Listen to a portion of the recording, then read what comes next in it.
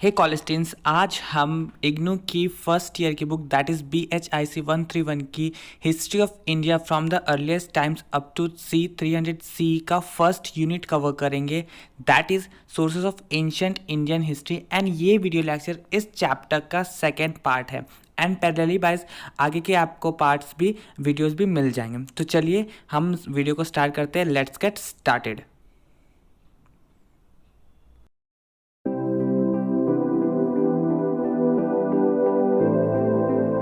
इस video lecture में हम दो टॉपिक को कवर करेंगे, दैट इज़ वैदिक लिटरेचर एंड दूसरा है कौटिल्य अर्थशास्त्र। तो चलिए हम स्टार्ट करते हैं वन बाय वन दोनों टॉपिक को कवर करना।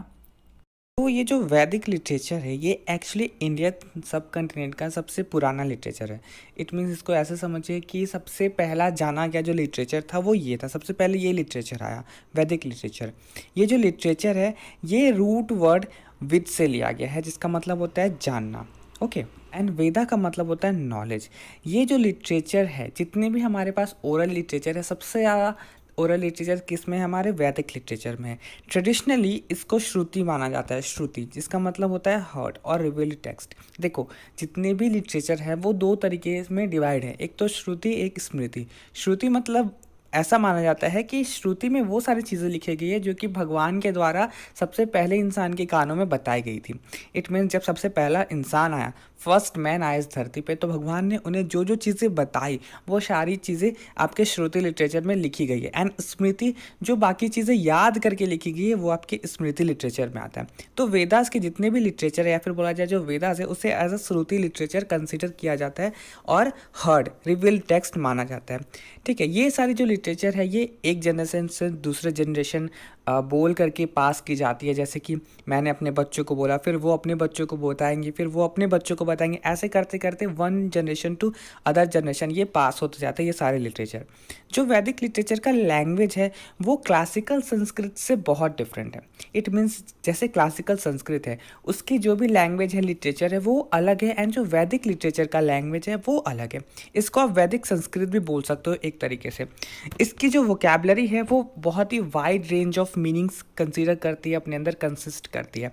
इट मीन्स इसमें जो भी वोकैबलरीज है उसका जो मतलब है वो बहुत ही वाइड रेंज का है, बहुत ही ज़्यादा मतलब है। एंड इसके जो ग्रामेटिकल यूजेस है वो भी बहुत डिफरेंट है।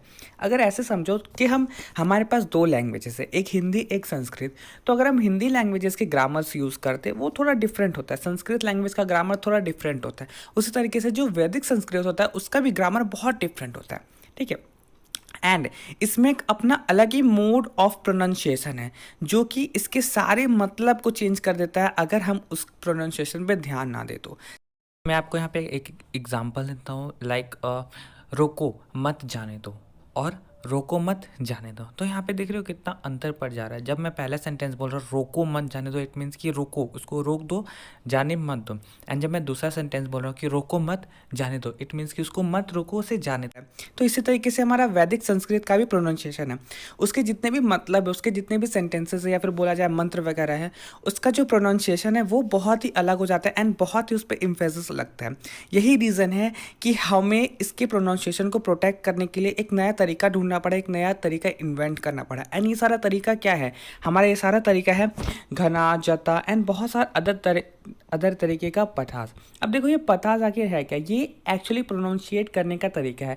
आप किस तरीके से मंत्र पढ़ रहे हो, किस तरीके से आप उसके जो भी चीज़ें हैं वैदिक लिटरेचर का वो सारी चीज़ें पढ़ रहे हो, तो एक तरीके का प्रोनाउंसिएशन है। जो पथास है एक्चुअली ये 11 तरीके के हैं हमारे पास, जैसे कि समिता, पादा, कर्मा, जता, माला, शिखा, रेखा, ध्वजा, धंधा, रथा, गामा। तो ये सारी पथास हैं जिसके द्वारा हम चैंटिंग कर सकते हैं वैदिक मंत्रास को, जिसके द्वारा हम सही तरीके से उसको प्रोनाउंशिएट कर सकते हैं, जिसके द्वारा हम सही तरीके से उसे मेमोराइज कर सकते हैं। एक जनरेशन से दूसरे जनरेशन हम उसको ट्रांसफ़र कर सकते हैं, दे सकते हैं।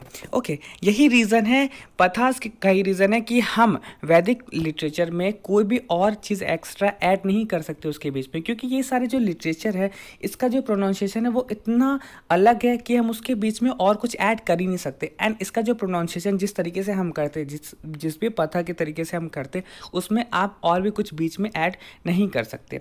ओके, नाउ देखो क्या चीज़ है, ये जो वैदिक लिटरेचर है इसमें 3 तरीके के लिटरेरी वर्क्स हैं। ओके। अब ये 3 तरीके के लिटरेरी वर्क्स क्या हैं आखिर? ये है आपके संहिताज, ये है आपके ब्राह्मणास एंड अर्यंक्यास। आप इस तरीके से समझ लो कि जो वैदिक लिटरेचर पूरा एक समूह है जिसमें 3 अलग अलग पार्ट्स हैं, ब्राह्मणास, अर्यंक्यास एंड संहितास। अब उसके भी और आपको सब पार्ट्स देखने को मिलेंगे।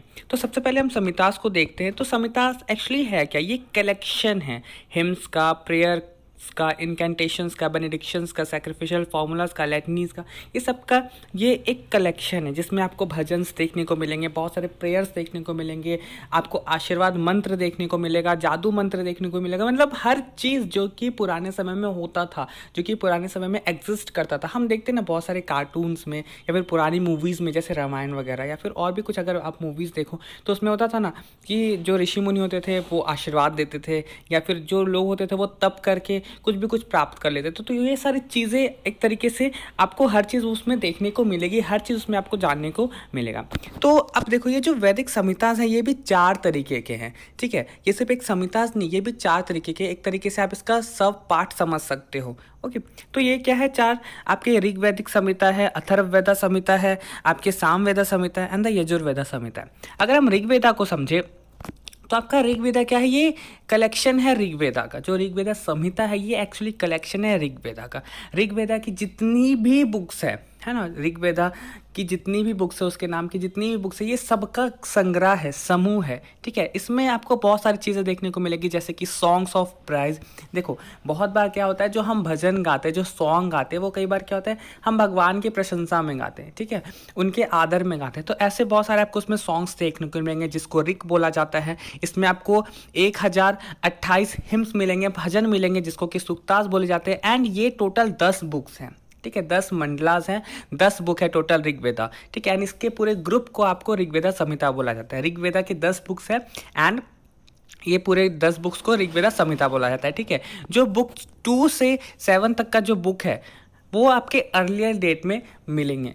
जो पुराने डेट्स हैं, जो बहुत पहले का टाइम है, उसमें आपको ये सारे 2 से लेकर के 7 बुक्स तक आपको मिल जाएंगे। एंड 1, 8, 9, 10 ये बाद के टाइम में ये रिप्रेजेंट किया गया था, प्रेजेंट किया गया था, ठीक है। अब देखो ये जो ऋग्वेदा है इसमें भजन सॉन्ग्स के साथ साथ और भी बहुत सारी चीज़ दी गई है, और भी बहुत सारे चीज़ से रिलेटेड है, जैसे कि कस्टम्स हो गया, सोशल नॉर्म्स। इसमें कस्टम्स के बारे में भी, सोशल नॉर्म्स के बारे में भी बहुत सारी चीज़ें दी गई है। देखो कस्टम क्या हो गया? आपका रीति रिवाज जो कि पुरखों से चली आ रही है, या फिर जो हमारे इंसिस्टर्स करते थे वो हमें करना पड़ेगा, इसके बारे में बहुत सारी चीज़ें दी गई है। आपका सोशल नॉर्म्स आखिर है क्या? ये देखो ये जो सोशल नॉर्म्स होता है ये एक्चुअली आपका अनरिटन रूल्स होता है। अनरिटन रूल्स इट मीन्स कि हम सोसाइटी में जब रहते हैं तो हम बहुत सारे रूल्स को फॉलो करते हैं। एक सोसाइटी में रहने का लहजा, तरीका बोल सकते हो, जो कि हमें बचपन से सिखाया जाता है। वो चीज़ें कहीं लिखी हुई नहीं है, जैसे कि दूसरों के साथ अच्छे से पेश आना, अगर कोई तुमसे हाथ मिलाए तो तुम्हें भी उससे हाथ मिलाना चाहिए, कोई तुम्हें हाय बोले तो तुम्हें भी उसको हाय बोलना। एक सोसाइटी में रहने का जो तरीका होता है, नॉर्म्स होते, रूल्स होते, बोल सकते हो एक तरीके से, जो कि कहीं लिखी नहीं है बट हम उसे फॉलो करते हैं। एंड वो हमें फॉलो करना पड़ता है एक अच्छी सोसाइटी में रहने के लिए, एक अच्छा सराउंडिंग अपने आसपास क्रिएट करने के लिए। तो ऐसे बहुत सारी चीज़ें हमारे ऋग्वेदा में दी गई है। अब देखो एक चीज और, इतने सारे रिचुअल कंटेंट होने के बाद भी जो एंसेस्टर्स थे वो बहुत सारी चीजों पे पता लगा लिए, बहुत सारी चीज़ों के बारे में जान लिए, बहुत सारी चीज़ों के बारे में इंफॉर्मेशन निकालिए। एंड वो सारी चीज़ें क्या है? जैसे कि पेस्टोरल इकोनॉमी, देहाती अर्थव्यवस्था। उस समय महाराष्ट्र तो थे लेकिन जो आम जनता थी उनकी अर्थव्यवस्था क्या थी, इकोनॉमी क्या थी, राजा का आखिर पोजीशन क्या था, किस तरीका का वो राज्य चलाते थे, किस तरीके का जो उनका पावर था वो था, फिर विश्व का स्टेटस क्या था, फिर बागा बाली ऐसे टर्म्स का आखिर मतलब क्या था, सोशल क्लासेस कैसे थे उस समय के। तो ये सारी चीज़ें जो हिस्टोरियंस थे वो ऋग्वेदा के अकॉर्डिंगली बहुत सारी चीज़ों का पता लगा लिए थे। ओके, नाउ सो जो हमारा सेकंड है वो है हमारा अथर्ववेदा संहिता। अब देखो ये अथर्ववेदा संहिता है, इसमें क्या चीज़ है? इसमें एक्चुअली 20 बुक्स हैं, ठीक है, पूरे 20 बुक्स है जिसमें बहुत सारे टॉपिक्स है, बहुत सारे टॉपिक्स को कवर किया, जिसमें बहुत सारे टॉपिक्स के बारे में बताया गया। पहला जो 7 बुक्स है उसमें आपके पोएम्स मिलेंगे, इनकेंटेशंस, जादू मंत्र वगैरह, स्पेल्स वगैरह, ठीक है, बहुत सारे जादू मंत्र। जैसे कि हम देखते हैं, है ना, बहुत रामायण को ले लो, महाभारत को ले लो, बहुत सारे लोग इसको देखे तो उसमें जो वैद वगैरह होते थे, ऋषि मुनि वगैरह होते थे, किसी को भी चोट हुआ, किसी को भी घाव हुआ तो वो मंत्र बोल के उसे ठीक कर देते थे, वो मंत्र बोल के उसके घाव के जितने भी दर्द होते थे उसको खत्म कर देते थे। तो इस तरीके जो भी स्पेल्स थे, जादू मंत्र था, ये सारी चीज़ें बहुत सारे आपको अथर्ववेदा संहिता के पहले 7 बुक में आपको मिलेगी। ठीक है। अगर और चीज़ देखा जाए तो बुक 13 से लेकर के बुक 18 में आपको रीट्स ऑफ पैसेज नजर आएंगे। रीट्स ऑफ पैसेज आखिर होता क्या है? ये एक्चुअली एक्टिविटीज़ होती हैं, ठीक है। ये एक्चुअली कार्यक्रम बोल सकते हैं, एक्टिविटीज़ होती है जो कि एक इंसान से करवाई जाती है या फिर उनके लिए की जाती है। जैसे कि मान लो मैं ही एक इंसान हूँ, ठीक है, मेरा जन्म हुआ, तो जब मेरा जन्म हुआ तो बहुत सारी एक्टिविटीज़ की गई थी, बहुत सारे पूजा पाठ किए गए थे, बहुत सारी डिफरेंट एक्टिविटीज़ की गई थी। जैसे कि बिना मेरा मुंडन हुए मुझे कोई भी धार्मिक स्थल पे जाना अलाउ नहीं था, मेरे पेरेंट्स नहीं ले जाते थे, ठीक है। हिंदू धर्म में ऐसा होता है।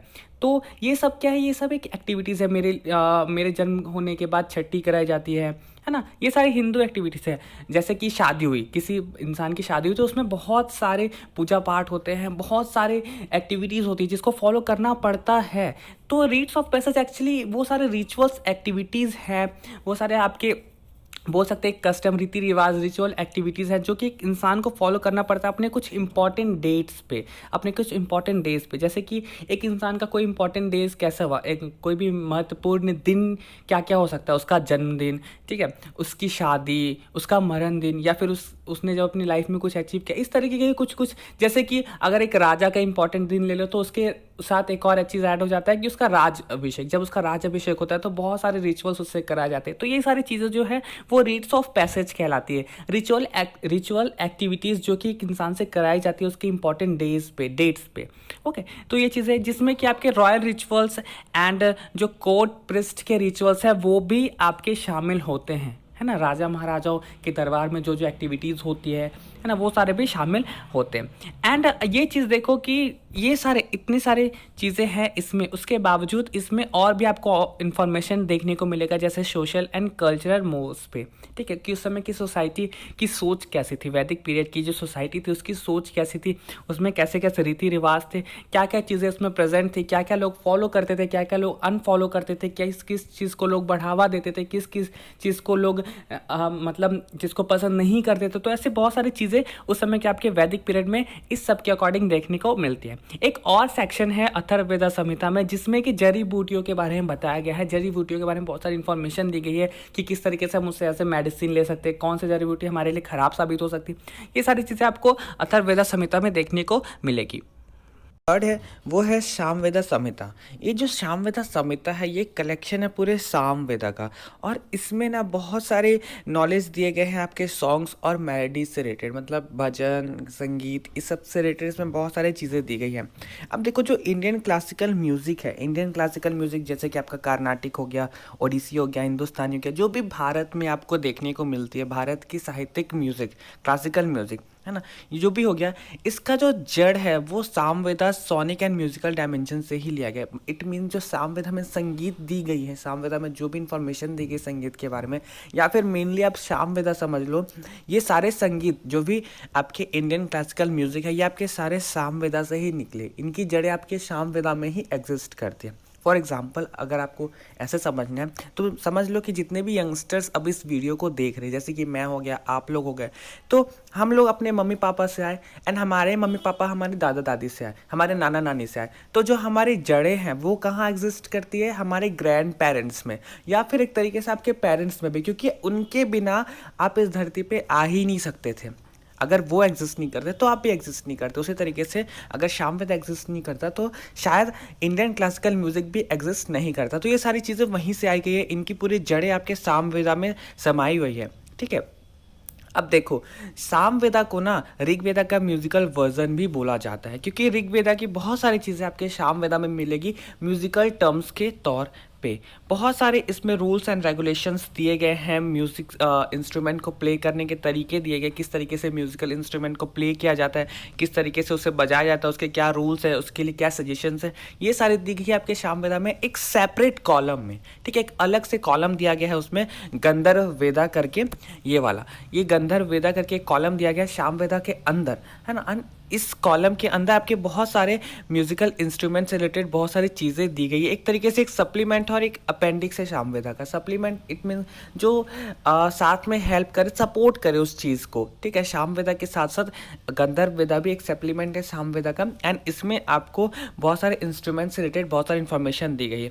अब देखो इसमें ना इंस्ट्रूमेंट्स के बारे में भी बहुत सारे मेंशन है, जैसे कि वीणा, वीणा के बारे में इस सामवेदा में दिया गया है, इसके बारे में भी इसमें दिया गया। नाउ अब देखते हैं हम अपना फोर्थ टॉपिक यजुर्वेदा संहिता। अब ये जो यजुर्वेदा संहिता है ये पूरे यजुर्वेदा का कलेक्शन है एंड इसमें सबसे इंपॉर्टेंट चीज़ क्या दी गई है कि इसमें जितने भी सैक्रिफिशियल फार्मूलाज, जितने भी रिचुअल्स है ना, जो भी हम करते हैं रिचुअल्स, यज्ञ वगैरह, जितने भी सैक्रिफिशियल फार्मूला है वो सारे इसमें दी गई है। अब देखो ये सारे सैक्रिफिशियल फार्मूला कितने तरीके के हैं इसमें दिए गए हैं, एक नंबर्स ऑफ टर्म में बताया गया। जैसे कि आपका अग्निहोत्र हो गया जिसमें हम प्राइमरी सीजन्स का स्वागत करते हैं, स्प्रिंग, मानसून और ऑटम, ये सारे सीजन्स का हम स्वागत करते हैं। कैसे स्वागत करते हैं?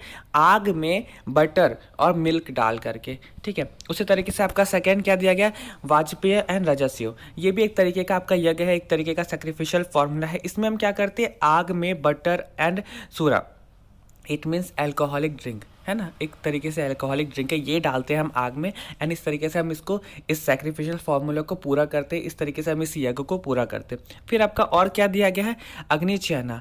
इसमें क्या करते हैं, हम एक बड़े से लार्ज स्पेस में कुंड बनाते हैं, अग्नि कुंड बनाते हैं जिसमें आग जलता है, यज्ञ होता है एंड वहाँ पे हम ईंटे से फैल्कन या फिर ईगल बनाते हैं, ठीक है। बड़े से लार्ज स्पेस में फैल्कन हो गया आपका बाज या फिर ईगल हो गया गरुड़, है ना, हम ईंटे से बनाते हैं। एंड ये जो पूजा है, ये जो सैक्रिफिशियल फॉर्मूला, ये आपके हिंदुइज्म में बहुत इंपॉर्टेंट माना जाता है, ठीक है। आज के डेट में भी केरला जैसे जगह में या फिर साउथ इंडियन में ऐसा होता है, ऐसा माना जाता है, ठीक है। ये चीज़ है। अब देखो सिर्फ इतना ही नहीं, सिर्फ इसमें यज्ञ के बारे में नहीं दिया गया है, इसमें बहुत सारी इंफॉर्मेशन आपके एग्रीकल्चर से related, economic and social life से रिलेटेड भी दी गई है। फॉर एग्जाम्पल अगर देखो आप तो यजुर्वेदा में एक शुक्ला यजुर्वेदा करके एक आप बोल सकते हो बुक है जिसमें कि आपके बहुत सारे इंपॉर्टेंट क्रॉप्स, बहुत सारी इंपॉर्टेंट फसलें के बारे में दी गई हैं जो कि उस समय चलता था या फिर बता सकते हैं जो कि उस समय एग्जिस्ट करता था। जैसे कि हो गया आपका वीट, गेहूं, राइस, बार्ली,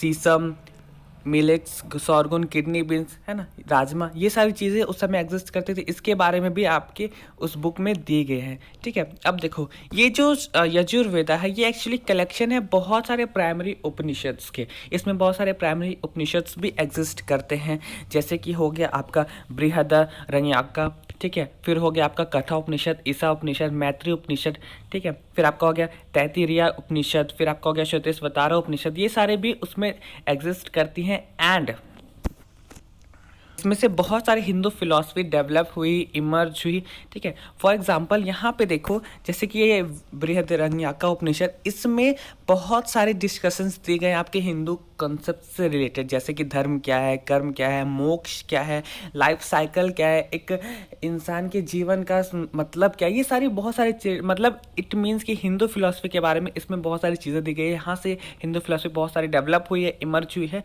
ये सारी चीज़ें यहाँ पे दी गई। नाउ अब देखेंगे हम 6 वेदांग के बारे में।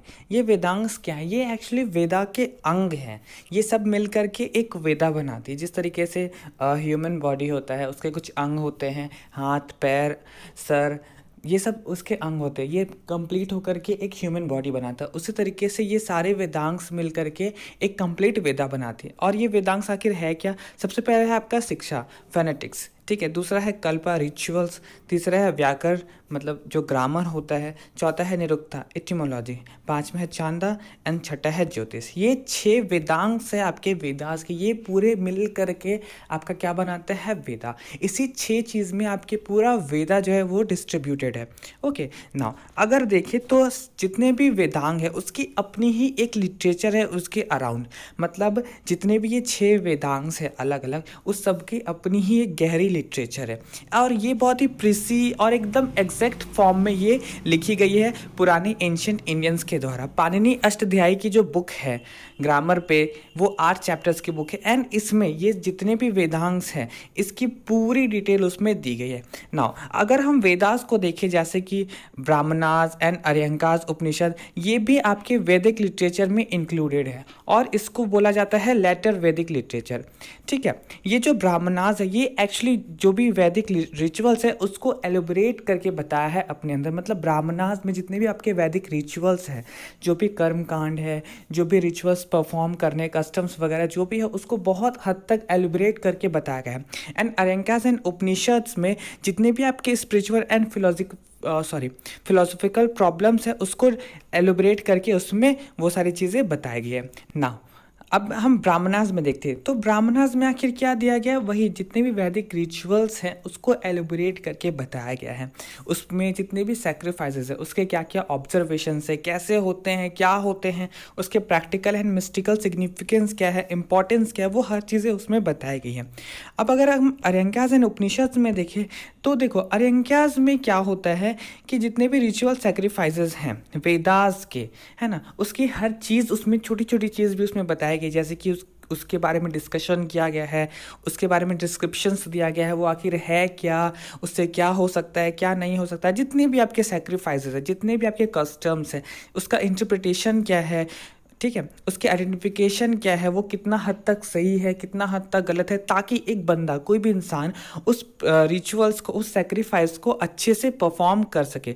फॉर एग्जांपल एथेरिया अरंकास में क्या चीज़ दिया गया है कि किस तरीके से एक बंदा अच्छे से रिचुअल्स को परफॉर्म कर सके ताकि वो डायरेक्टली भगवान के घर तक पहुंच सके। मरने के बाद तो सब लोग भगवान के घर तक जाते हैं ना, ऐसा बोला जाता है ना कि जब तक जिंदा हो अपने सारे कर्म कर लो ताकि मरने के बाद तुम्हें स्वर्ग नसीब हो। ठीक है, अगर ऐसे नहीं करोगे, गलत काम करोगे तो तुम नरक में जाओगे। ये चीज़ हम आज भी सुनते आ रहे हैं। लेकिन वैदिक लिटरेचर में देखा जाए तो अरंक्यास में ये बताया गया कि किस तरीके से एक इंसान अच्छे कर्म कर सकता है, क्या क्या उसमें कर सकता है जो कि वो डायरेक्ट भगवान के घर जाएगा।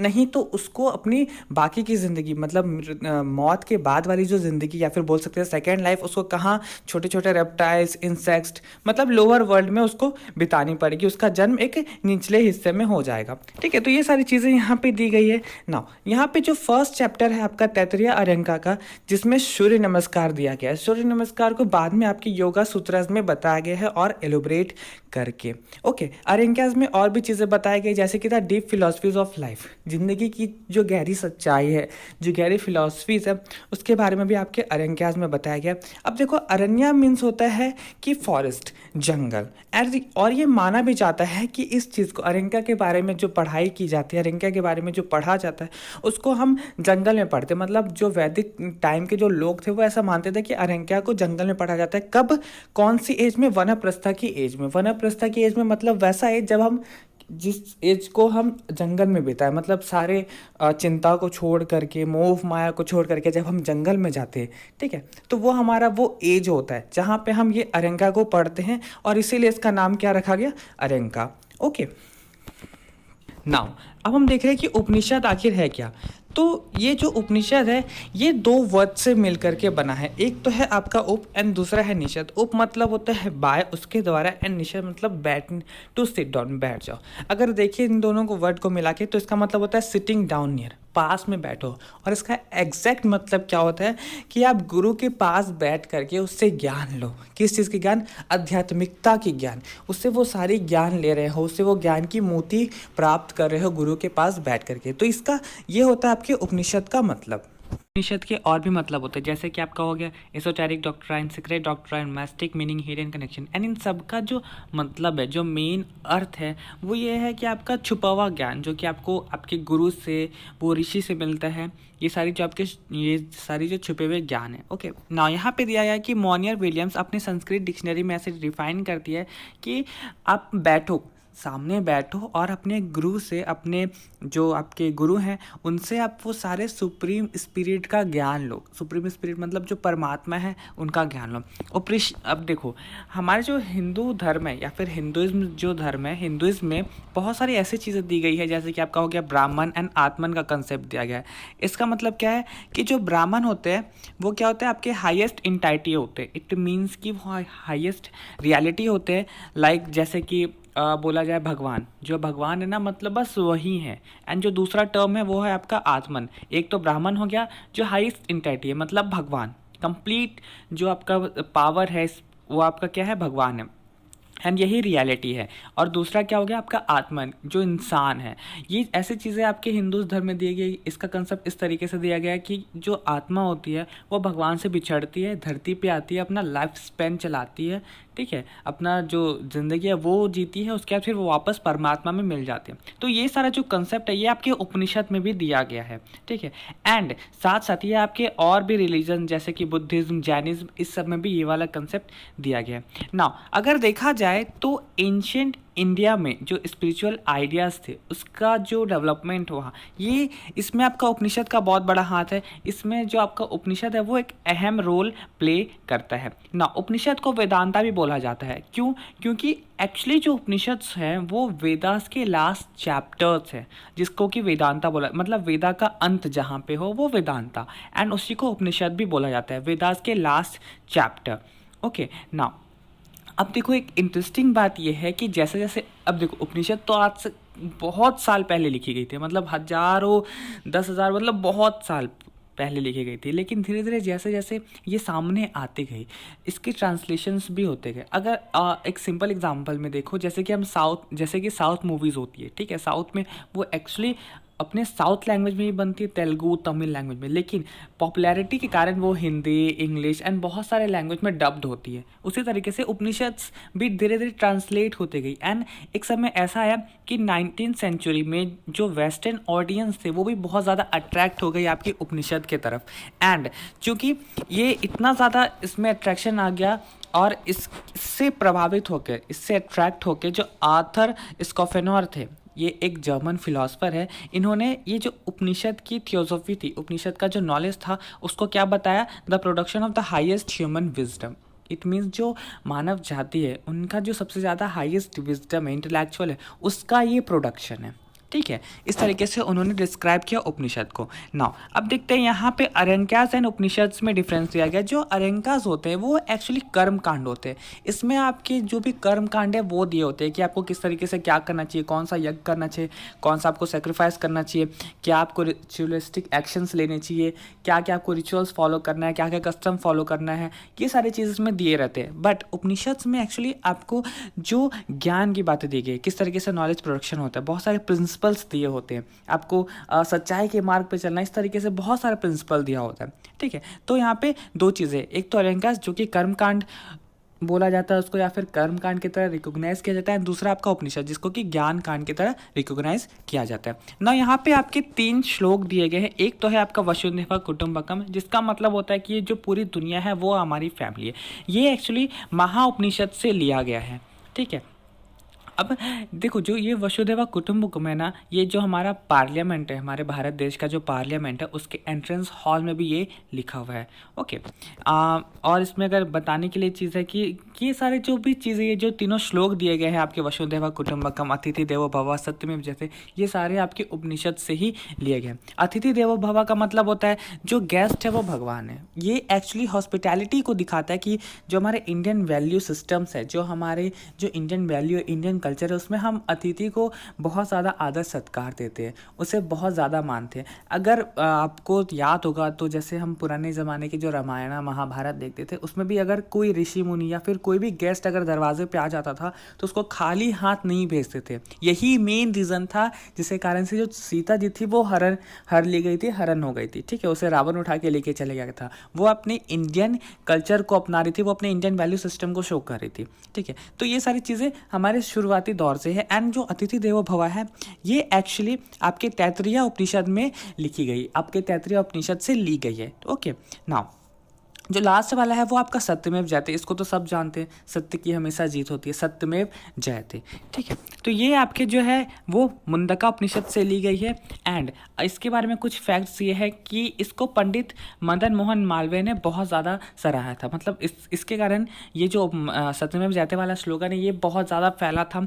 एंड ये कब की बात है, जब वो इंडियन नेशनल कांग्रेस में प्रेसिडेंट थे 1918 में। इसको as a national motto of India भी डिस्क्राइब किया गया था इंडिपेंडेंस के समय में।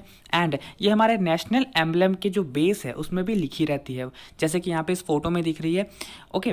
ओके और ये चीज़ आपके इंडियन करेंसी में भी बहुत बार आपको देखने को मिलेगी। जो भारत की करेंसीज होती है सिक्के वगैरह, जैसे कि यहाँ पे एक सिक्के में दिया गया है ये जो लिखा गया सत्यमेव जयते, ये भी आपको देखने को मिलेगी।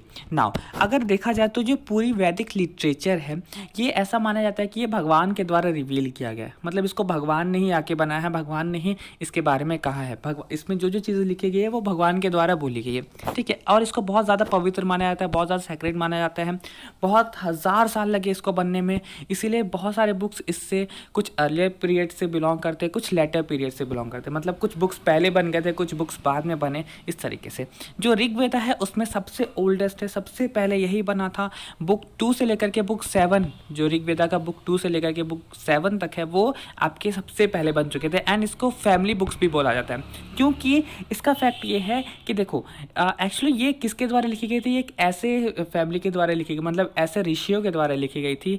ऐसे ऋषिज थे वहाँ पे जो कि एक फैमिली से बिलोंग करते थे, ठीक है। एक ही फैमिली के कुछ ऋषिज थे जिन्होंने अलग अलग बुक लिखी है, तो इसे ऐसे फैमिली बुक भी बोला जाता है। ओके वैदिक लिटरेचर के बुक्स की बात करें तो इसमें आपके बुक्स 2 से लेकर के बुक 7 तक आएंगे ऋग्वेदा के, जो कि आपके 1500 से लेकर के 1000 BC तक कंपोज किए गए हैं। ओके जो लेटर वैदिक बुक्स हैं, जो लेटर वैदिक लिटरेचर बुक्स है, जिसमें आपके बुक्स 1, 8, 9, 10 है ऋग्वेदा के, ये आ जाते हैं। जिसमें सामवेदा, यजुर्वेदा, अथर्ववेदा, ब्राह्मणास, अरंकार, उपनिषद, ये सारे आ जाते हैं। एंड ये जो चीज़ें हैं, ये जो बुक्स है, ये आपके 1000 से लेकर के 500 BCE में कंपोज किए गए। देखो 2 चीज़ में डिवाइडेड हो गई है, ठीक है। एक तो आपके अर्ली वैदिक लिटरेचर एंड एक तो आपके लेटर वैदिक लिटरेचर। अर्ली वैदिक लिटरेचर में आपके ऋग्वेदा में बताया था जैसे कि बहुत सारे बुक्स हैं, है ना, अलग अलग बुक्स है ऋग्वेदा में, एंड वो सारे बुक्स मिल करके ऋग्वेदा बनाते। उसी में से जो बुक 2 से लेकर के 7 तक का बुक है वो आपके अर्ली वैदिक लिटरेचर में आते हैं, क्योंकि वो पहले कंपोज हो गए थे।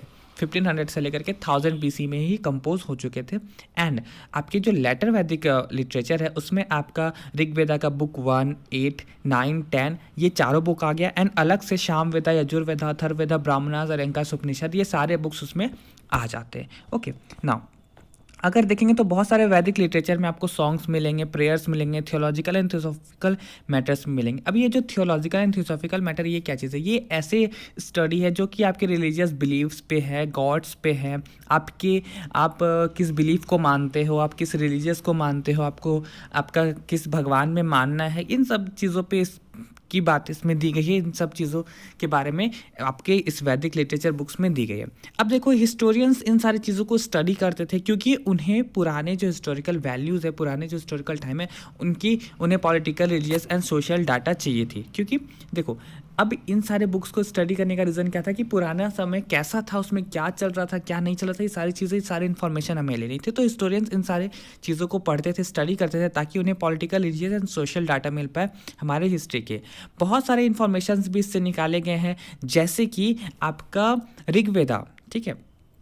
ऋग्वेदा में जैसे सोसाइटी दी गई है कि बहुत ही देहाती टाइप का सोसाइटी था, मतलब गरीबी बहुत ज़्यादा थी, क्लास कास्ट बहुत था सोसाइटी में, वो कैसे चेंज हो गई, वो कैसे किस तरीके से वो चेंज हो गई आपके लेटर वैदिक पीरियड में, किस तरीके से वो आपकी जो पेस्टोरियल सोसाइटी थी वो आपकी एग्रीगेरियन सोसाइटी में आ गई। एग्रीगेरियन सोसाइटी इट मीन्स वैसे सोसाइटी जहाँ पे मैक्सिमम लोगों के पास उनकी ज़मीन थी, उतनी ज़्यादा गरीबी नहीं थी। तो इस तरीके से कैसे चेंजेस आए, क्या क्या प्रोसेस हुआ था, कैसे ट्रांजिशन हुई थी, ये सारी चीज़ें का भी इंफॉर्मेशन बुक्स में दिए गए हैं। नाउ अब देखते हैं कि इसमें कुछ कैटेगरीज भी हैं, इस टेक्स्ट में कुछ कैटेगरीज भी है जिसको सूत्रस बोला जाता है। देखो अभी तक जो हम पढ़ रहे थे वो हम श्रुति पढ़ रहे थे, ठीक है। श्रुति इट मीन्स कि वैसी चीज़ें जो कि भगवान ने खुद पहले पर्सन के कानों में कही है, एंड वो सारी बुक्स में आपको देखने को मिलेगी।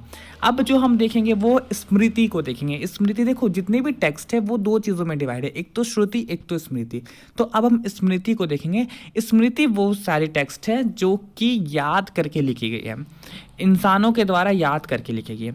एंड यहाँ पे जो स्मृति है उसी में आपके हम कुछ सूत्रास को देखेंगे, जैसे कि आपके यहाँ पे कुछ सूत्रास दिए गए, 3 सूत्र दिए गए, 3 सूत्र बुक दिए गए हैं, ठीक है, जो कि आपके रिचुअलिज्म पे है। एक्चुअली ये सारी चीज़ें आपके कर्म कांड पे है, आपको क्या करना है, आपको कैसे करना है, आपको कैसे कैसे सेक्रीफाइसेस करने हैं, क्या यज्ञ करना है, क्या यज्ञ नहीं करना है, ये सारा जो कर्म आपको करना है उस पे ये पूरे बुक्स दिए गए। तो यहाँ पे आपको 3 बुक्स दिए गए हैं। एक तो है शौरात्र सूत्र, जिसमें कि आपको दिया गया कि जिसमें आपको रूल्स दिए गए हैं किस तरीके से आपको आपको जो सेक्रीफाइसेस है, बड़े बड़े यज्ञ है, उसको कैसे परफॉर्म करना है। दूसरा है गृह या सूत्र, इसमें क्या है कि जो छोटे मोटे सेरेमनीज़ हैं, ठीक है, या फिर आपको डे टू डे लाइफ में जो भी सैक्रिफिशियल एक्टिविटीज़ है आपको वो कैसे करना है। एंड तीसरा है आपका धर्मसूत्र, जो कि एक तरीके से ओल्डेस्ट लॉ बुक आप बोल सकते हो, बहुत ही पुरानी कानूनी किताब जिसमें वो सारे स्पिरिचुअल एंड सेकुलर लॉ दिए गए हैं। ओके ना, अब देखते हैं यहाँ पे ये जो धर्मसूत्र एंड द स्मृति, ये एक्चुअली रूल्स एंड रेगुलेशंस की किताब है। देखो उस समय की जो सोसाइटी थी, जिसमें आम जनता थी, राजा महाराजा थे, रूलर्स थे, एक तरीके से उनके लिए कॉन्स्टिट्यूशन की किताब थी। इस तरीके से मान लो कि ये जो किताब है इसमें जितने लॉ दिए गए हैं वही सही है, आप इसके बाहर नहीं जा सकते। अगर आप गए तो मतलब आप गलत हो, आप सोसाइटी के अकॉर्डिंग जा रहे हो, आप गलत हो। एक तरीके से कॉन्स्टिट्यूशन की किताब थी, इसे ऐसे धर्मशास्त्र भी बोला जाता है। ओके, ये कंपाइल्ड हुआ था 600 BCE से लेकर के 200 CE के बीच में, जिसमें से जो मनुस्मृति है वो बहुत ही प्रोमिनेंट है, बहुत ही इंपॉर्टेंट है, बहुत ही प्रसिद्ध है, बहुत ही फेमस है। ओके ना, अब देखते हैं यहाँ पे कुछ पोस्ट सूत्रा टेक्स्ट हैं स्मृति टेक्स्ट की, जैसे कि आपका मनुस्मृति हो गया, नारदा स्मृति हो गया, यज्ञवल्क्य का स्मृति हो गया। ओके, ये सारे जो बुक्स है ये आपके 200 BC से लेकर के 900 CE के बीच में ये कंपोज हुए थे। इन सारे बुक्स में ड्यूटीज़ दी गई है, जैसे कि सोसाइटी 4 वर्णास में डिवाइडेड थी, ठीक है, 4 वर्णा थी ना सोसाइटी के, वैश्य, क्षत्रिय, शूद्र एंड ब्राह्मण्स, ये 4 वर्णा थे सोसाइटी के। तो इन चारों जो वर्णा थे इनका क्या क्या काम है, क्या क्या ड्यूटीज़ है, इनको क्या क्या काम करना है, ये सारी चीज़ें आपको ये सारे बुक्स में देखने को मिलेगी। राजा का क्या काम था, उनके ऑफिशियल्स का क्या काम था, जो आम जनता उनका क्या काम था। एक तरीके से ये इस तरीके से रूल्स भी सेट करती थी, कानून है ना, कानून एक तरीके से सेट करती थी, कैसे शादी करानी है, क्या क्या प्रॉपर्टी की बात है, उसके लिए क्या रूल्स है, ये सारी चीज़ें सेट करती थी। पनिशमेंट्स भी देती थी, अगर कोई इंसान गिल्टी है, कोई इंसान चोर है, कुछ गलती कर रहा है, असॉल्ट कर रहा है, मर्डर कर रहा है, अडल्ट्री कर रहा है, ऐसे भी कुछ गलत काम कर रहा है, तो ये इसके लिए पनिशमेंट्स भी देती थी। एक तरीके से सारे जो बुक्स थे आपके स्मृति टेक्स्ट के, ये आपके कर्म कांड, और आप इसको समझ सकते हो एक तरीके से लॉ, इसमें बहुत ज़्यादा चीज़ें दी गई थी लॉ के से अकॉर्डिंग, तो एक तरीके से लॉ बुक्स भी आपका था ना। टॉपिक है वो है हमारा कौटिल्य अर्थशास्त्र। तो ये जो बुक है ये बहुत ही इंपॉर्टेंट बुक है। इस बुक के बारे में क्या बोलूँ, मतलब आप जानना जब स्टार्ट करोगे इस बुक के बारे में तो एकदम गहराई है इस बुक में, जितना घुसोगे उतनी सारी चीज़ें निकलेगी, और ये आज भी उतनी ही हेल्पफुल है जो ये आज से करीबन हज़ारों साल 2000 साल पहले थी। ठीक है, तो चलिए देखते हैं कौटिल्य अर्थशास्त्र के बारे में। तो सबसे पहले इस बुक की जो रचना थी, इस बुक को जो क्रिएट किया गया था वो आपका कौटिल्य के द्वारा क्रिएट किया गया था। कौटिल्य इट मीन्स चाणक्य, जिसको कि विष्णुगुप्त के भी नाम से जाना जाता है। ठीक है, और अगर आप चाणक्य के बारे में थोड़ा सा जानोगे तो ये मौर्यन एम्पायर को इन्होंने पूरा खड़ा कर दिया था। मौर्यन एम्पायर था तो आपका चंद्रगुप्त मौर्य के द्वारा ये खड़ा, लेकिन उनके पीछे इनका हाथ था, चाणक्य का हाथ था। इन्होंने ही इनको वो सारे प्रिंसिपल्स बताए, इन्होंने इनको वो सारे तरीके बताए जिससे चंद्रगुप्त मौर्य ने इतना बड़ा मौर्यन एम्पायर खड़ा किया ऑल ओवर द इंडिया। करीबन उस समय के जो इंडियन सब कॉन्टिनेंट था, जिसमें आपका पाकिस्तान भी इंक्लूडेड था, नेपाल भी इंक्लूडेड था, अफगानिस्तान वगैरह भी इंक्लूडेड था, उस पूरे एरिया को इन्होंने कैप्चर कर लिया था पूरा। ठीक है, तो इतना बड़ा मौर्यन एम्पायर खड़ा किया गया था सिर्फ कौटिल्य के द्वारा। ठीक है, तो मतलब बोला जा सकता है कि बहुत ही कमाल के इंसान थे, बहुत तेज़ दिमाग था इनका। ठीक है, चलो देखते हैं इस बुक के बारे में। तो ये जो बुक है कौटिल्य अर्थशास्त्र की बुक, ये बुक एक्चुअली आपका जो डिस्क्राइब करता है, जो बताता है वो है आपका कि उस समय की गवर्नमेंट सिस्टम कैसी थी, उस समय क्या क्या नीतियाँ थी।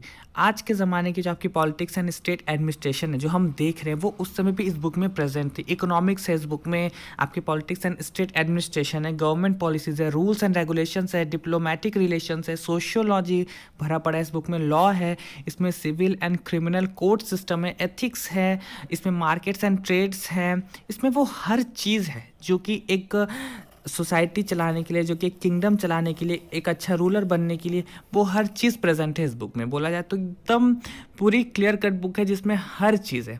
ठीक है, बहुत ही कमाल की बुक है ये बुक। ना कि सिर्फ हमें हमारी हिस्ट्री बताता है, बल्कि ये बुक हमें वो तरीके भी बताता है जो कि आज भी हम उसको यूज़ कर सकते हैं। अब देखो आज का भी जो हमारा सिस्टम चल रहा है, ठीक है, हमारे जो कंट्री का सिस्टम चल रहा है, एक PM है, अदर मिनिस्टर्स है, एक फॉरेन मिनिस्टर्स है, एक बहुत सारे मिनिस्टर्स हैं, फिर हमारे पास आर्मी है, उस समय भी ये सारी चीज़ें प्रेजेंट थी। इस बुक में वो सारी चीज़ें प्रेजेंट है आप, और इन सारी चीज़ को डॉक्ट्राइन ऑफ 7 प्राकृत्स बोला जाता है। ठीक है। कि देखो एक जो किंगडम है वो सिर्फ एक राजा के कारण नहीं चलता, राजा के साथ उसमें बहुत सारे अदर मिनिस्टर्स भी होते हैं, बहुत सारे अदर पिलर्स भी होते हैं जो कि बहुत ज़रूरी है एक किंगडम को चलाने के लिए।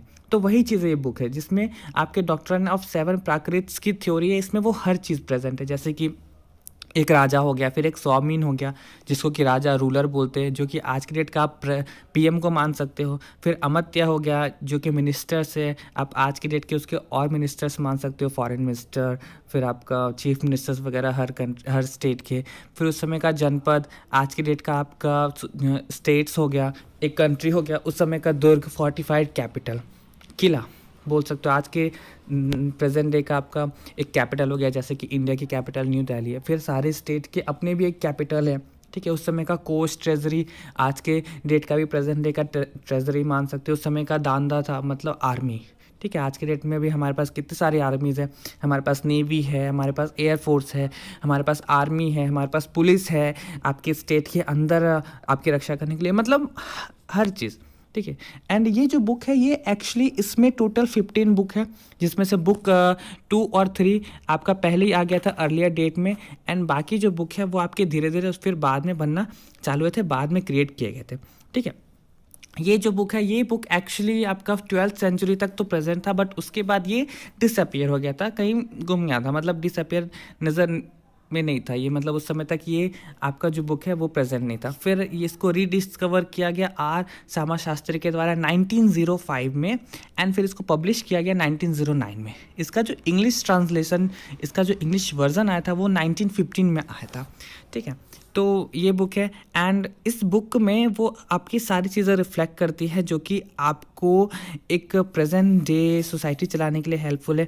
इस बुक में आपको early Indian polity and economy के बारे में हर चीज़ मिलेगा, बहुत सारी चीज़ें इसमें प्रेजेंट है इससे रिलेटेड, ओके। अगर आपको वीडियो का एक्सप्लेनेशन अच्छा लगा तो प्लीज़ मेरे चैनल को लाइक करें, ऐसे ही इग्नू से और रिलेटेड वीडियोस के लिए आप सब्सक्राइब करें एंड शेयर भी कर सकते हो। आप मुझे इंस्टाग्राम पे भी डीएम कर सकते हो और क्वेरीज के लिए, एंड आप मुझे कमेंट सेक्शन में भी कमेंट कर सकते हो। तो थैंक यू गाइज।